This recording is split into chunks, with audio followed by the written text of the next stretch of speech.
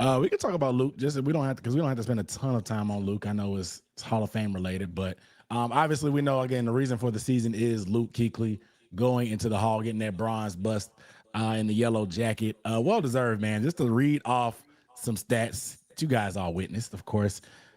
8 seasons, 7 Pro Bowls, 5 All-Pro first team elections, Defensive Rookie of the Year in 2012, right back again, Defensive Player of the Year in 2013. He's on the All Decades team for the 2010s. He's the second youngest Hall of Famer to be inducted, and he had over 1,000 tackles in just 8 seasons. Luke Kuechly, and just looking at some of the numbers and just how it is, like you hit the ground running being the defensive rookie of the year, and then you get named the best defender in the league and like on the all decade scene, pretty much at the top of his position for his whole career. And it just seems like one of the most dominant players we've seen ever. And it's just, I feel privileged to be able to witness and just have him on my favorite team. And just, this is somebody that every fan loves. I don't know anybody that's ever had a negative thing to say about Luke internally in terms of a Panthers fan, of course. I mean, even people outside the organization just respect the way he plays just because of what he does and how he's wired. I think this is cool for me personally as a fan because he's, and we've had other Panthers in the Hall of Fame, but a Panther lifer, Right. one of the first Panther lifers. Obviously, Peppers, he had his NFC tour before he came back and retired, but it just means a little bit more for me because of Luke's, I guess, loyalty per se to the organization and ability to stay there and just how much of a player he was. Any thoughts on your favorite Luke memory, Sheena? Oh man, recency bias for sure, but one of my favorite was when he leaked to Josh Norman that Greg Olson wasn't playing in the game when they were about to face the Commanders later on that week. Oh yeah, yeah, That yeah. one was funny. That one was funny. I mean, we get to see a lot of different sides of Luke. Luke is the all-American good guy, but on the field, he's an entirely different animal. And we got a glimpse into that in the All or Nothing documentary that Amazon did a couple years ago. But just the all-around good guy. And like you said, if you're a fan of football, you're a Luke Kuechly fan. That's just pretty much point blank. There's nobody that has anything negative to say about him. When it comes to linebackers, he is the standard. You know, a lot of the younger guys model themselves after Luke Kuechly and just hope that they can become as astute in the game as he is. He's just a lover of football. If you mention the word football, Luke Kuechly's going to talk your head off for at least an hour. So it's just good to see him get his just due. It was good to see him be able to leave the game under his own on his own power. It was rough seeing the concussions kind of start to take a toll on him, but being able to leave on his own terms is something that I will always respect, and I'm glad that he had the chance to do that. Now, Yeah, I I'll have one more funny story. One more funny go. story. Good.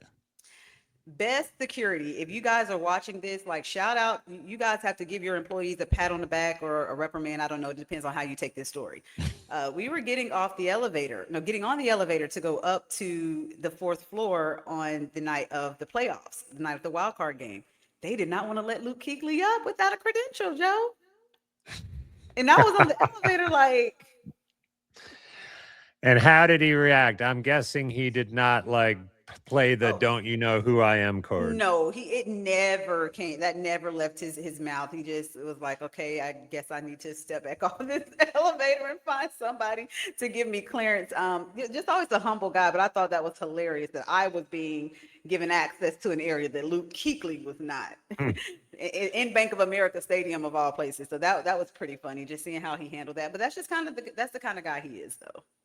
Yeah, I'm glad you brought up the humility because I mean that Dunk really touched on his accomplishments, Mel. And I was fortunate enough to cover his whole career here. And a couple real quick stories. I remember his rookie year. So 2012. This was back when the Charlotte Observer would send me to the Super Bowl every year. Obviously, the Panthers weren't in it those years, but so the night back then that the honors was the night before the game. Sheena knows all this, but at any rate, there was like no other Panther reporters there, and I didn't know if Kuechly was going to win Defensive Rookie of the Year. I thought he had a good chance.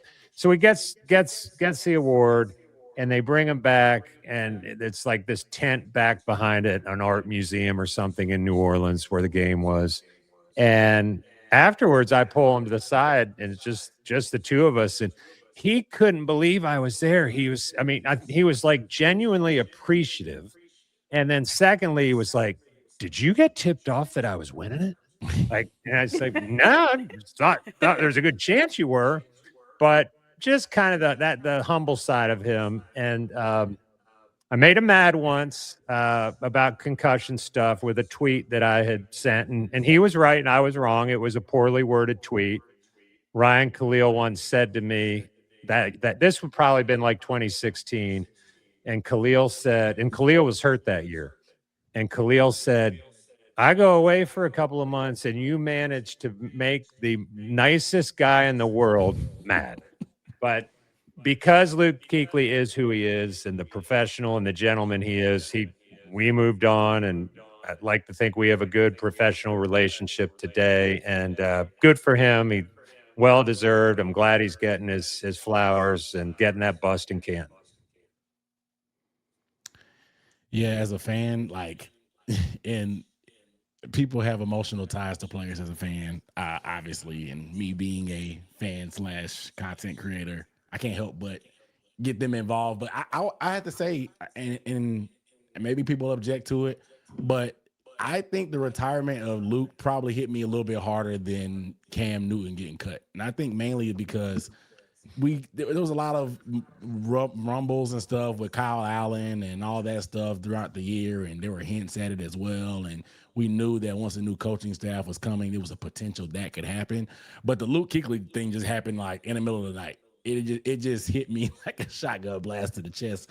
It was crazy, and I needed a few days because it just really caught me off guard, and just you get so used to and accustomed to a guy like Luke being on the field and playing at a certain level and making all the tackles and all that stuff, and you just kind of not take it for granted per se, but you don't really imagine a day like that happening out of the blue, like you said, she leaving on his own terms. And and then the emotions that he had during the speech, it was just a tough watch for me. I've only watched it once. I could never probably go back and watch it. Like, there's certain things that I just like too tough for me. I can't watch Wakanda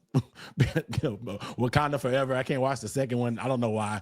But what's the name dying kills me in that movie every time. But there's certain emotional videos that I can't just watch, and that's one of them. It just really hit me hard. And I don't know. He's just the model of what you want in not just a linebacker, but any kind of football player, the cerebral assassin that he was, but the ability to elevate his teammates because of his brain. Like, his brain was like, he was able to use it to elevate everybody else's play, and how everybody just talks about how he saw the play before it happened, and just that processing power. That's just not something that you see every day. I don't know if we'll ever see anybody like Luke Kuechly again. Truly a generational linebacker, in my opinion. There's a lot of people, because of longevity, that will kind of knock him in terms of being one of the greats, if not the greatest of all time, excuse me. But that's me personally. I'm a little biased, of course. I think he's probably one, if not the best. Of course, he doesn't have a Super Bowl ring, so people like to have that in there, and they'll put Ray up there. But I just think the way he played the game, he was the best linebacker I've ever seen in my life. You had a I game ask plan a, for Luke Kuechly. what's You had a that? game plan for Luke Kuechly. You have to know Yeah. where he is on the field, and I think that that's one of the highest testaments to a player is when you can affect the other team's plans, and you had to have a plan for Luke Kuechly.